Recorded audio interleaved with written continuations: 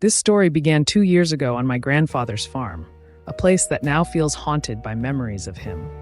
Before I dive into the eerie events, let me paint a picture of the farm. It was an expansive wooden structure with a shed looming ominously behind it. The property stretched half the length of a football field, ending at a thick, foreboding forest. To the left, deep woods whispered secrets, while in front, crops of corn, carrots, and an apple orchard thrived under the sun. My grandfather's tomato garden flourished alongside rabbits, chickens, and a few dogs that patrolled the area. A small building on the right housed our tractor and other vehicles, but it always felt more like a prison than a sanctuary. When I first arrived at the farm, an unsettling feeling enveloped me, as if unseen eyes were watching my every move. This sensation, however, faded as I adapted to the surroundings and began helping my grandfather. One fateful morning, I discovered one of the dogs bleeding, its paw mangled. Panic set in as my grandfather rushed the dog to the vet. Later, while checking on the rabbits, I stumbled upon a horrifying scene. A rabbit's ear hanging from the fence, the ground littered with fur. I called my grandfather, who was furious and terrified. 3 rabbits had vanished, likely taken by a lurking predator. Was it a bear, a wolf, or something far worse? Determined to uncover the truth, my grandfather borrowed surveillance cameras from his friends and set them up around the farm.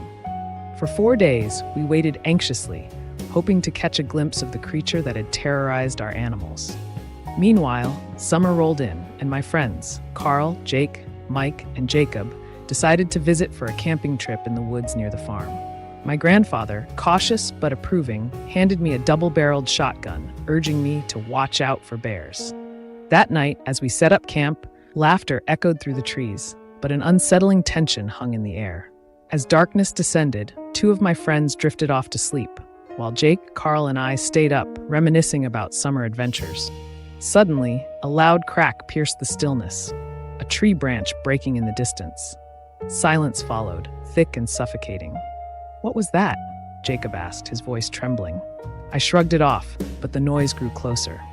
Jacob, armed with a powerful flashlight, ventured out to investigate. The atmosphere shifted, and an electric chill ran down my spine. More branches snapped, now surrounding us.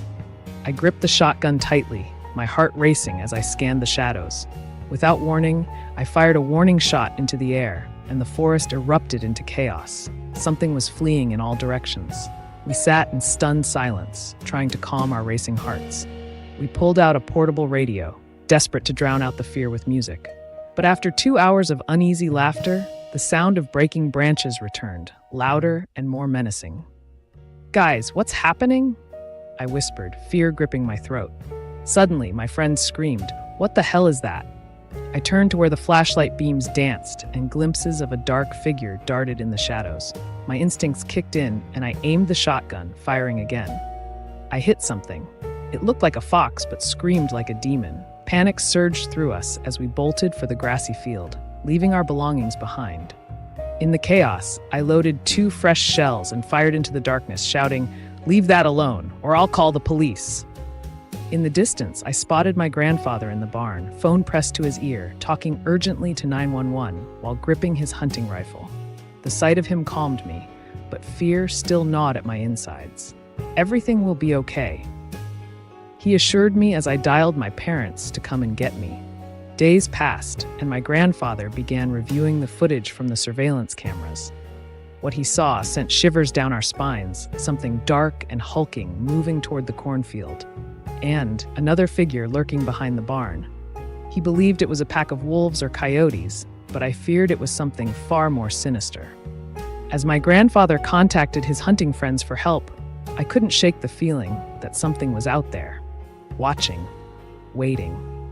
The farm, once a place of memories, had transformed into a hunting ground for shadows.